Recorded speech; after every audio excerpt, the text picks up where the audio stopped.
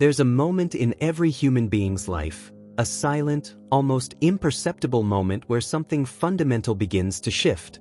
It's not dramatic. It doesn't come with fanfare. It's subtle, like a different frequency starting to play inside you. If you found your way to this video, you're probably already feeling it. That sensation that something is different. Like you're waking up from a dream you didn't even know you were dreaming. Today, we're going to decode together these 5 universal signs that most people ignore or completely misinterpret. Signs that, when recognized, can literally transform your understanding of who you really are. Because what I'm about to share with you isn't theory. It's science applied to the evolution of human consciousness. And if you recognize at least 3 of these signs, your life truly will never be the same again. Let's start with a truth that goes against everything you've learned about personal transformation. The biology of transformation is happening without you realizing it. Dr. Bruce Lipton, pioneer of molecular biology, discovered something revolutionary. Our cells begin registering vibrational changes long before our conscious mind perceives anything. It's as if your body knows you're evolving before you even suspect it. The paradox of invisible signs is that most of us have been conditioned to ignore the whispers of expanded consciousness. We wait for the screams of crisis to finally pay attention. But true evolution? It whispers first. The difference between symptoms of chaos and signs of evolution. Lipton's analogy of cellular metamorphosis. When the caterpillar is transforming into a butterfly, there's a moment where it's neither caterpillar nor butterfly. It's pure biological chaos. But it's organizational chaos, not destructive. Joe Dispenza and the neurological markers of awakening. How the brain begins reorganizing circuits before we consciously understand what's changing. Why these 5 signs are universal yet unique. Because there's a common language of consciousness that speaks through absolutely personal experiences. The first sign is perhaps the most unsettling of all. The phenomenon of automatic disidentification. Suddenly, you feel like you're watching your own life from the outside. Your routines, relationships, even your own reactions, everything seems strangely familiar and completely foreign at the same time. You wake up one morning and look at your closet and feel like those clothes belong to someone else.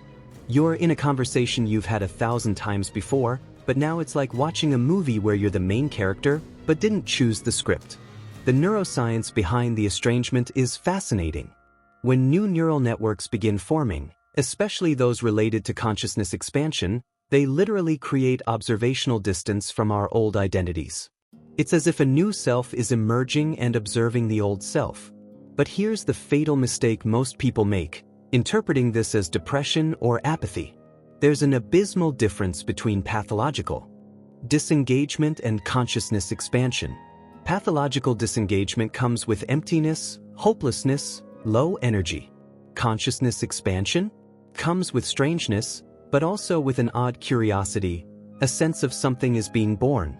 What your soul is trying to communicate through this estrangement, that you're growing beyond the boundaries of the identity you knew. Is it uncomfortable? Completely.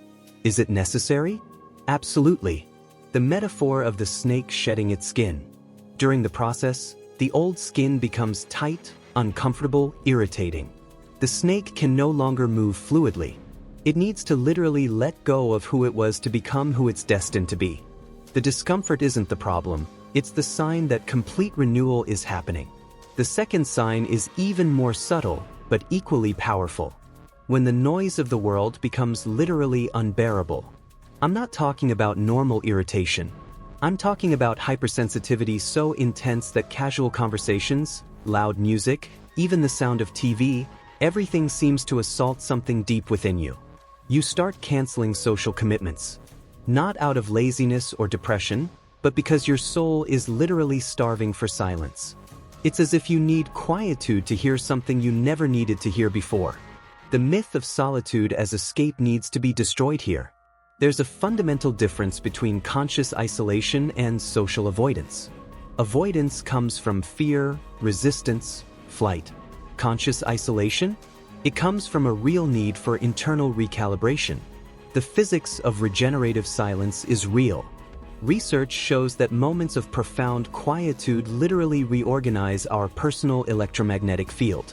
It's as if our internal antenna needs to be tuned to a more subtle frequency, and external noise interferes with this process. The 20-minute sensory fast technique. Every day for 20 minutes, disconnect from everything. No music, no phone, no conversation, no reading. Just you and silence. The first days will be uncomfortable. Your mind will create 1,000 excuses to stop. But persist. What you're doing is distinguishing nutritive silence from existential emptiness. Existential emptiness is anguishing, despairing. Nutritive silence? It's like fresh water for a thirst you didn't know you had. The tuning fork analogy. When you strike a tuning fork, it emits a pure frequency. But if there's too much noise around, you can't hear the frequency. Your consciousness is becoming a more refined tuning fork, and it needs space to recalibrate without external interference. Now we reach the third sign, which is perhaps the most magical of all. Why coincidences intensify just when we question everything? You're going through an existential crisis, questioning your beliefs, career, relationships, and suddenly, synchronicities start happening at an almost absurd frequency. You think of someone you haven't seen in years and they call the same day. You have a specific question about your life and coincidentally find the answer in a book someone forgot on the bus stop bench. Numbers repeat, situations mirror, impossible connections happen. The quantum phenomenon of observation altering reality isn't science fiction, it's physics applied to consciousness. When you expand your perception, when you question the fixed reality you knew, you literally become a more sophisticated observer. And more sophisticated observers see more. But here's the trap of forcing meanings. Not every coincidence is synchronicity.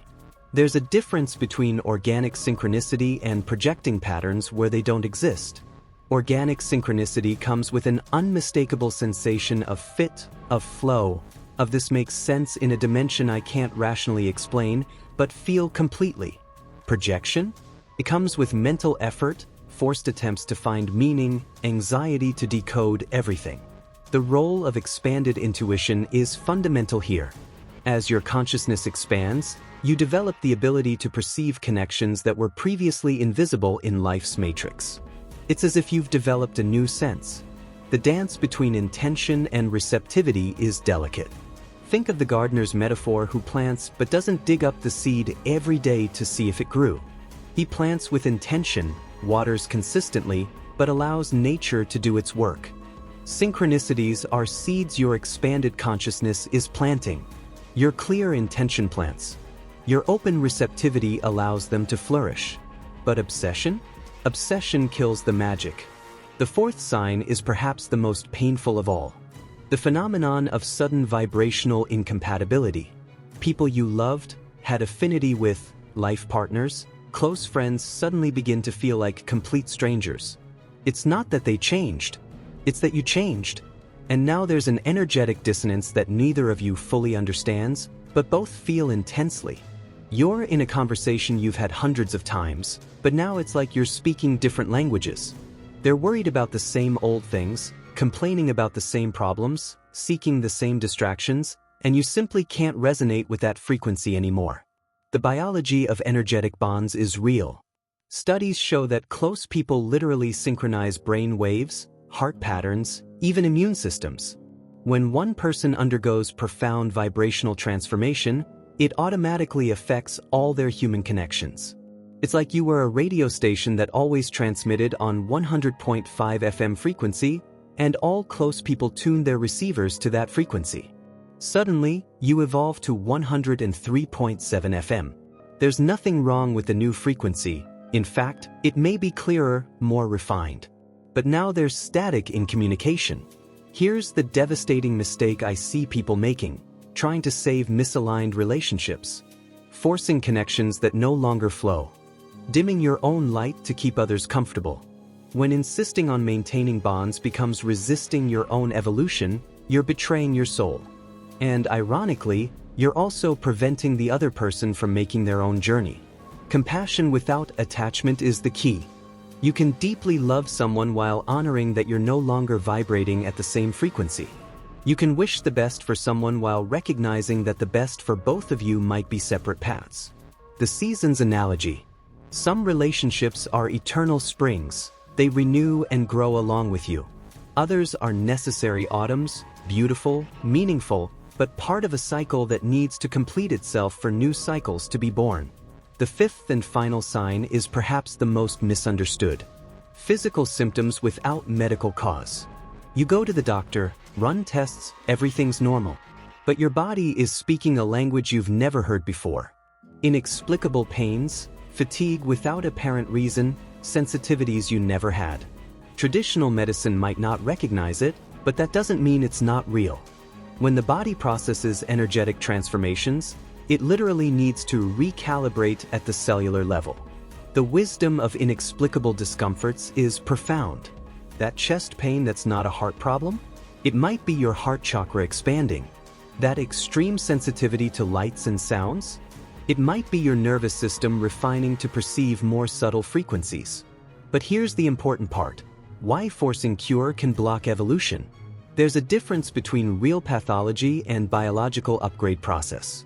When you're evolving, your body needs time and space to adapt to new frequencies. Body listening protocol, 3 essential questions. Does this discomfort come with fear or curiosity? Does it worsen when I resist or when I accept? Does my intuition say to heal or to allow? The house renovation metaphor. Imagine your consciousness decided to expand the house where it lives, your body. During renovation, there's noise, mess, discomfort. But it's temporary discomfort necessary to build a more spacious and resistant structure. Joe Dispenza speaks about the heart coherence of transformation, how to keep your heart open even when your mind doesn't understand the process. This is perhaps the most important skill you can develop.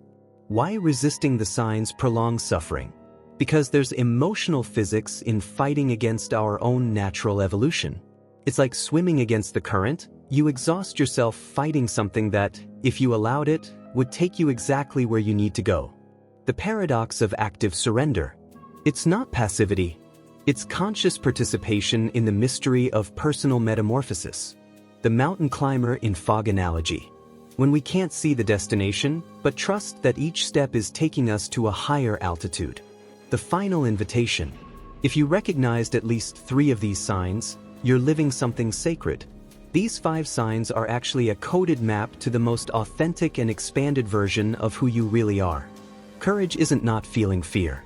Courage is feeling fear and trusting anyway. Your evolution is happening. Trust the process.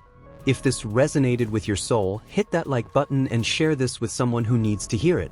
And comment below with this specific phrase, I trust my metamorphosis. Let's create a community of conscious evolution together.